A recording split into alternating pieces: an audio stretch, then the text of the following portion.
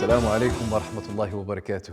أيث ماذي سمع عزن ماني متجا من طاحب الزوم غاد بدوت انت مزيغ توس الدين ومن البرنامج نو متفاوت مراون دي الحلقة يا أيث ماذي سمع عزن السور خرج الصفة من صفات الله سبحانه جل وعلا، والسور خرج الخلق من أخلاق الأنبياء والأولياء والصالحين. الخلق خلق إسلامي عظيم، بل رميديوس الإسلام يفيث ذو عرب ويكمر خاس، بل الخلق تميز زيس إمازيغن الطاس مرة ويكسن عيشن يقارش بأنهم ذكر من سويني السور ذي الحلقية خل الكرم من يعني الكرم ممش غنق أنيري ذكر من باش نكرم العباد الله سبحانه جل وعلا، وذا نكرم الكريم سبحانه وتعالى. قمة كينخ باش نجاوب خيسق سنة مرة في الفامة كينخ المحاورة ذا مزوار.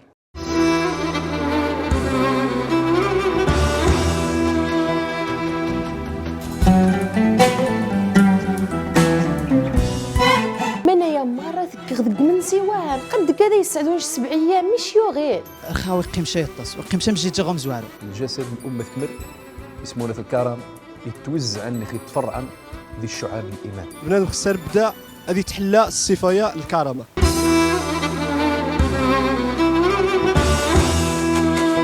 ثم تنفشنان الخلق يخفغ السور نهارا خلق الكرم مش غنقنيري ذكري من يعني الكرم الفضائل الناس الأهمية الناس المجالات الناس الثمرات الناس تمسرينا مرة السور نخلوق تخصنت السور إن شاء الله تعالى ذي الحلقة ثانية.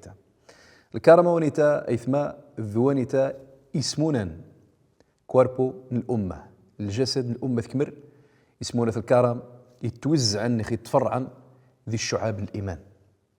سويني قال النبي صلى الله عليه وسلم تجيش الحديث مثل المؤمنين في توادهم وتراحمهم وتعاطفهم مثل الجسد إذا اشتكى منه عضو تداعى له سائر الجسد بالسهر والحمى. المؤمنين ذي التعاطف ندين جارسن، المودة ندين جارسن، الرحمة ندين جارسن، زمارة نسمون مرة، الكرم ندير خان ندين جارسن، تمسارسن مشنو يجن الجسد، يجن الرمث، مركا يقص الزيت يجن العضو، ضا مزيان، الجسد مرة يتحس يقر حريق، ذرو حران يا الزغاء مرمي غيايح، ني مرمي غي قدوا، وخا يتقصص غي الشار، وخا تقصص غا تغمست، وخا تقصص أي حاجة ذي كويربو الناس، ولكن ذي نجن التضامن ذي الجسدني اش تجي في تقاس يدكر ذي يصر حريق ذي كلشي قارش وتجيبو مليح وتجيبو ضاضينوها نخ العضوها إوا يتجين بومليح. سويني أيث ما يسمع الزن يمسرمن تيرين ذكري من جارسن خاصة يني غادجا تعاون يني وغايتجي باش أذين يري التضامن ذا الرحمة جارسن. أيثما يسمى العلماء من السور الكرم تعرف تخص وطاس التعريفات، ولكن مركار نزمرانيني الكرم هو تنفق ذا قراغي خاكي عزن التكشذ يايثماش يمسرمن نيخا تكشذ إلى عبادة الزهد الجن ذوني تذ الكرم من يتحب بور نشطاس وتجبو ضروري أتنفقذ من خاكي زايدا لا وني يعني مروات تنفقذ مروات تصدق ذاك الزيست تخلص ذا التنظاف، وإنما أتنفقذ من خاكي عزن باش تريد ذا كريم نيشان وتبرعض أصل معروف أتسشد يدني حواجن هذا الشن وذي كثير غير رحمث يجيني يتتان، والله سبحانه جل وعلا يتوصى النبي صلى الله عليه وسلم قارس أما السائلة فلا تنهر. فأيها الأحباب أكين خذ قيمم أنظار يجي المشهد غزامة كينخ المشهد التمثيلي.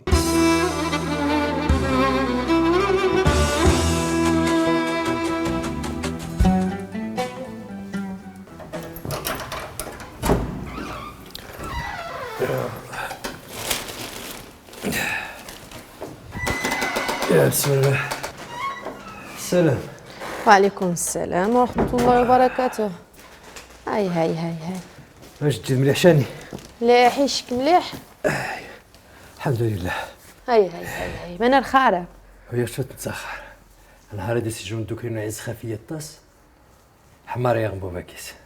ايوا مدوك نشمع حبابي ماشا مين غنكنشنيو من سا زيس نشا زيس الشير نتا ميمي غسطو يا مارة ومدوك لو تصوات زريغ يعز خفيات طاس هو انا عارف خصيص نطلع شويت. عماس ما ثني ريخو مدوك نشا نحاجت وعماس ما زريخت ثانيا عماس ما يعاضا نغاس الا ما تغطى غاس وحده شوا الصينغ اشوف اثم توصل الله يديك ويتي تعز خفيات طاس يلا سيمانه اني عاوز قومي ديالك وحسي الخارج بسرقي غير كيس عاد خفيته دي ساكن غير مواسو نتا تمغاه الناس طاوع الناس ماشا خص غير الشمات هي اللي شو تفسيني ما خدك شويه الشراضه شويه نهار الروز مدني وساس هذيك كرم ديا في الصباح الشاير مخ والله الا جرى يداكيك منايا ذا الطاس منايا مره ثقغ من سيوان قد كذا يسعدونش 7 ايام مش يوغين سبحان الله العظيم مش مبدر خفيف ثم غادي كذا واسخ شتي باش طاتا موشن هذا من الله يعمر هذا علي تقر خير يتصدق تداه مغروم وكذا غير لا طبيعتك سيتي تزقمه وياش غاك رحق بركي شي كسنسوس حس تقصى غا كيما عقل هذا نسوق حوجه غا كوزينه الا لا تجير ثاء تهلا داير شويه نشيوات هذيك سي قرابات فاضي تا كوزينه واخا صافي دوني داي واقي ما طايح يلا السوق يلا يلا صافي سوي ذيث هذيك من غارو واش داس يلا نوني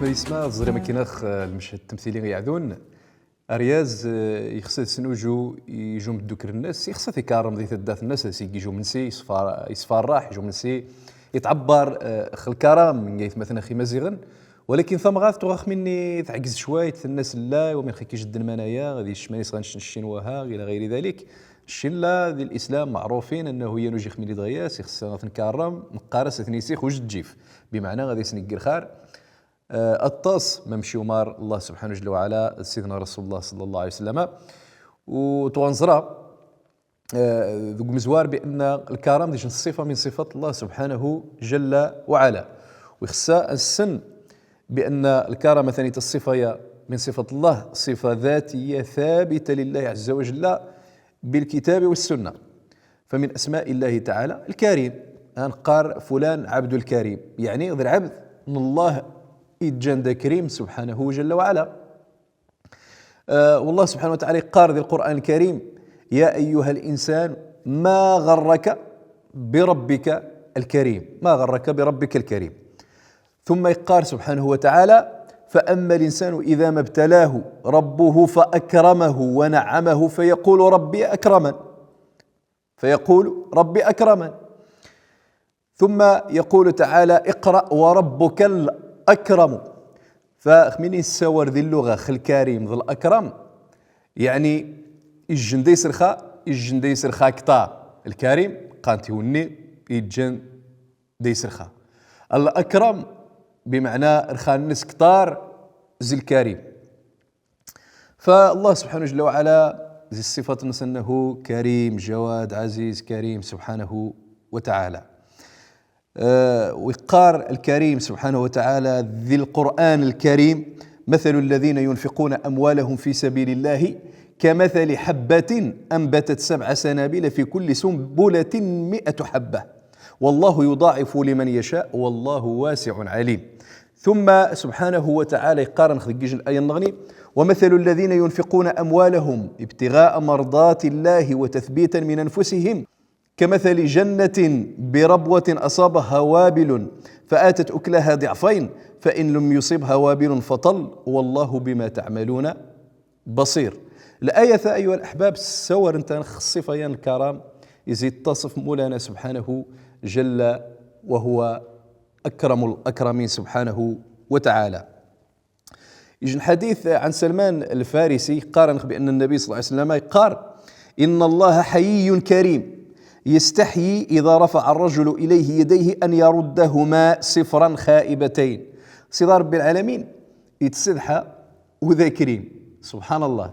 فما مش غنقل شنو وان تستدحي أنا ذي كريما ما مش غتقدر تستدحي باش تيري ذا كريم أتقد من قين الأنبياء أتتصفص الأخلاق السن وخا توغا أي نغاك أتكث غجيب بالسنيد بسم الله قشك وما تزهج تكتار الزيق نشق هذا يدي خرف الله سبحانه جل وعلا كتار وخار زمانية إن شاء الله تعالى.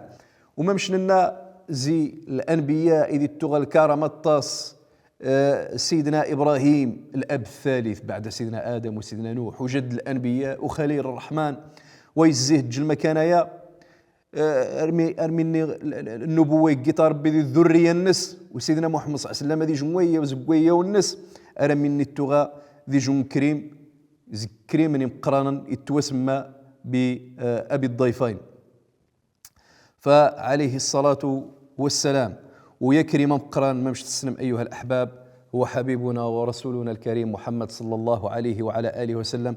في الحقيقة هذه النصوص كثيرة سوى ندخل كرم النص ولكن يكفي هذه ذلا يجن الحديث يويث أنس بن مالك رضي الله تعالى عنه يقار بأن النبي صلى الله عليه وسلم قال أتي النبي صلى الله عليه وسلم بمال من البحرين فقال انظروه في المسجد فكان المال ونتاء أكثر مال أتي به رسول الله صلى الله عليه وسلم إذ جاءه العباس فقال يا رسول الله أعطيني إني فديت نفسي وفديت عقيلا ميس إلى غير ذلك. فمن إن يسيد المال زي البحرين يساسيد ديال المسجد الناس قوميسيم الرسول صلى الله عليه وسلم تغوي كنز شات وغازبور بنكو تغوي يتخمر شات تغوي يعزل الدنيا فيزد عزيزي العباس قارس وشي الرسول صلى الله عليه وسلم غير الناس يسير يا عمار راس أبحران السواقرة الثمانيات أرى مني غير حديثي أبحران سيدنا العباس يوفوي زما يذكر الناس الرسول صلى الله عليه وسلم غيسي كيدي الناس لا غيسي توحدش فيبدا يسنقاس العباس زق بحراني لأنه يسي الطاس واني تدي جند الدليل خلق من النبي صلى الله عليه وسلم يتوغى ويتشطان وممشي قارب ورجب ذكيشن قول عظيم يقال كان النبي صلى الله عليه وسلم يعطي عطاء يعجز عنه الملوك مثل كسرى وقيصر خمني تغيتيش الرسول صلى الله عليه وسلم تغيتيش سوى الطاس تغيتيش أمشنوني ويتبذن الفقر فهكذا كان النبي صلى الله عليه وسلم وهكذا كان الأنبياء والصالحين في خصة غنيري كرماء باش نتصف الصفة نسن نخزي الأخلاق نسن وما مشنا يجن الصفة الطام قران زي الصفة مولانا الكريم سبحانه وجل وعلا أيثما يسمع عزن قمة كينا خنزار الآراء السادة المشاهدين وضعوا من ذور إن شاء الله تعالى.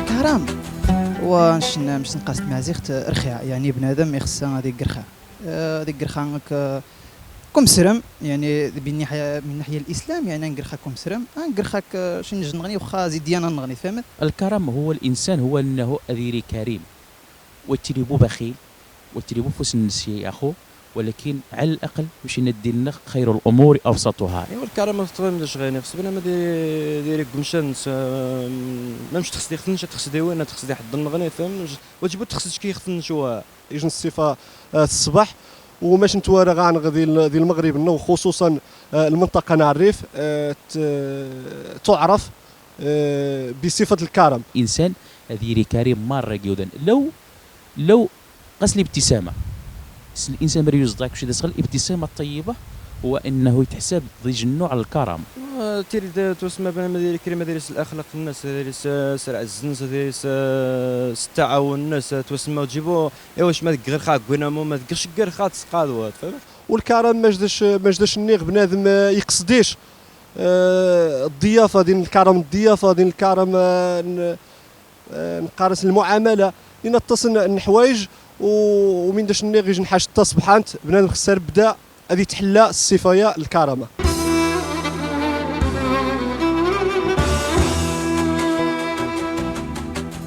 أيثما يسمى مشكل خزرين ذي الآراء اللي مثناخ المواطنين اتفقن بأنه الكرم ذي جن حجة الطمقران ذي جن خلق كريم زي الأخلاق الإسلام النخ ولكن ممشينا يجو مثنخ الكرم وجبوه غارس وشدي بنادم من غير الشوهان يا اخو انما الكرم المعاملات الاخلاق النخ بل الكرم النخ اول وذي الزهجن هو الكريم سبحانه جل وعلا يخلق كرما الحياه الدين الاسلام ذا الرحمه ثاني يزيد يوسع سيدنا محمد صلى الله عليه وعلى اله وسلم. لذلك ذي صور كثيره مجالات كثيره الكرم ونتاء ايها الاحباب والمجال مزوارو يخفغ نركز يخفغ السور هو ما مش غيق بنادم هذه كارمس نفس شت الناس أتصدق في سبيل الحق في سبيل الله إذا است يكشين لأن نفس شتا النفس هذا الروحة الكواربويات كل شيء منايا كش نخدموا لنا سبحانه جل وعلا ونتا تسمى أعلى مجال من مجالات الكرم. والله سبحانه جل وعلا من قال القرآن الكريم إن الله اشترى من المؤمنين أنفسهم وأموالهم بأن لهم الجنة يقاتلون في سبيل الله فيقتلون ويقتلون وعدا عليه حقا في التوراة والإنجيل والقرآن ومن أوفى بعهده من الله فاستبشروا ببيعكم الذي بايعتم به وذلك هو الفوز العظيم. فمن الفوز غنازوك تاسب قونيتا خميني غنزنز اخفنخ ذوقرنخ الله سبحانه جل وعلا إذا خيوشي النفس ذوقريا تنكش في سبيل الله تعالى. أيثما ذي السماء من أروع صور الكرم ذي المجال ونتا تضحية خليل الرحمن سيدنا إبراهيم عليه السلام رومي يوشيخ في الناس سيدنا رب العالمين يجر قوم الناس ثنضان ذي ثمسي يسز منيني ذوالو في سبيل الله سبحانه جل وعلا. ثم من أفضل صور الكرم كذلك الصورة سيدنا إسماعيل رومي يسلم يخفي الناس سيدنا إبراهيم باباس هذا صيغاس رومي ثيومار الله سبحانه جل وعلا هذا صيغاس قبر أدي السك الذبيحة أني يشاريني الناس غاصص ذو مشان مش إسماعيل لأن الغرض الصدار بالعالمين ميعنا هو سيدنا إبراهيم أديبين الحب الناس الله سبحانه جل وعلا أديبين بأنه يتحب الله سبحانه جل وعلا كتار زي إسماعيل كتار زي كل شيء. فالمقصد هو تغاصد الحب النغني من دون حب الله في قلبك وتجبون تغاصد إميش. فالحقيقة نماذج كثيرة أيها الأحباب وأكرم الكرماء ممش نقار مرة زي المخلوقين هو سيدنا محمد صلى الله عليه وعلى آله وسلم يتغى يتقن يجن خارضم قران بل تغى يتمنى الله سبحانه جل وعلا هذا سيوش 1000 نفس 1000 روح أتوهب كلها في سبيل الله يجاهد أذي يستشهد أذي يجاهد أذي يستشهد أذي يحيى الله تعالى وهكذا. فممشينا النبي صلى الله عليه وسلم لوددت أني أقتل في سبيل الله ثم أحيا ثم أقتل ثم أحيا ثم أقتل وهكذا ما يمي باش يبين الوفاء النس ذا الكرم النس نفس شت النس ذوقر النس مرة الله سبحانه جل وعلا. ثم يتسد إكرام الضيف بنادم هذي كرم يعني أنوجي إغاس غيحن والنبي صلى الله عليه وسلم قال في الحديث من كان يؤمن بالله واليوم الآخر فليكرم ضيفه من كان يؤمن بالله واليوم الآخر فلا يؤذي جاره من كان يؤمن بالله واليوم الآخر فليقل خيرا أو ليصمت. إثم ذي اسماء أنخزار الآراء نقيث مثلا المواطنين الأسئلة نسن ونكمل ذي الموضوع إن شاء الله قمة كينا.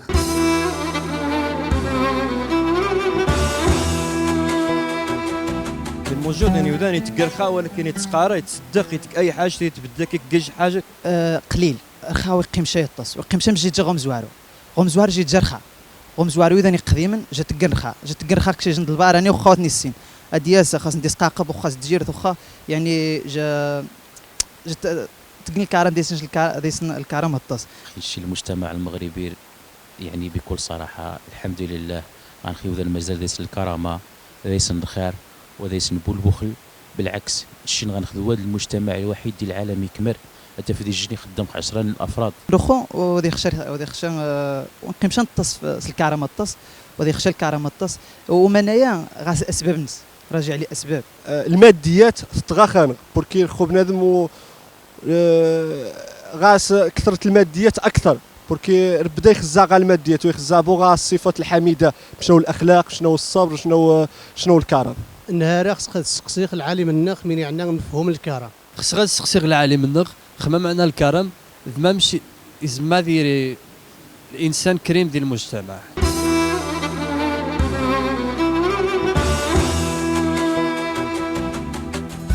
إثما يسمى تزريما كيناخ الآراء نيث مثنخ الحمد لله اتفقن بأنه المغرب يجن الشعب كريم مغربيين مرة خاصة منطقة نخرى الريف ذيس كريما ما مشينا يجوا مثلا حتى في ذي الجن يسعيش كيس 10 15 نقوذن زي فاميليا الناس فتينا مارز صور التضامن الكرم تتصل رب العالمين يسني بارك يسني الخير ان شاء الله تعالى. ما باش تسلم يثما ذي سمع عزن يجو مثلا غير تسقسي خل الكرم زكواج نسور خل الكرم. الكرم هو ذكيري الخا هو اتصدق هو اتقد من سبحان يجي وذان هو ذا سنتمني ما مش تمني يخفنش لان النبي صلى الله عليه وسلم قال لا يؤمن احدكم حتى يحب لاخيه ما يحب لنفسه. فذواني تذ الكرم بنادم يدير فوس الناس بدا يعزم وتجبوغ مش نور بعض ديك دور السنيته وذا ديك السنيته. فذواني تذ الكرم ايها الاحباب. ثم يخصص بانه من مجالات الكرم كذلك بالاضافه الى المجالات اللي دار خعاذ ايها الاحباب انه بنادم هذيك الخارج الوالدين الناس الزوجات الناس. فالله سبحانه جل وعلا يحثنا على هذا الامر. يقارخ الايه كريمه يسالونك ماذا ينفقون قل ما انفقتم من خير فللوالدين والاقربين. وابو هريره رضي الله عنه يقار بانه جمار يزوج النبي صلى الله عليه وسلم فقال يا رسول الله من اولى الناس بحسن صحابتي؟ قال امك. قال ثم من؟ قال امك. قال ثم من؟ قال امك. قال ثم من؟ قال ابوك. الحديث صحيح في البخاري. فبنادم هذيك الخار القماس هذيك الخار دي باباس هذيك الخار ان شاء الله تعالى ذقني ثيوث سن. ثم هذيك الخار دي الزوجه كذلك نتيجه الامانه قطراكي وشاشت الله سبحانه جل وعلا باش كيسمع شاطس المعروف كيسقد الخار التكرمض وتجيبوا التكواذ خص كاف صد ممشينا الله سبحانه جل وعلا في القران الكريم وعاشروهن بالمعروف.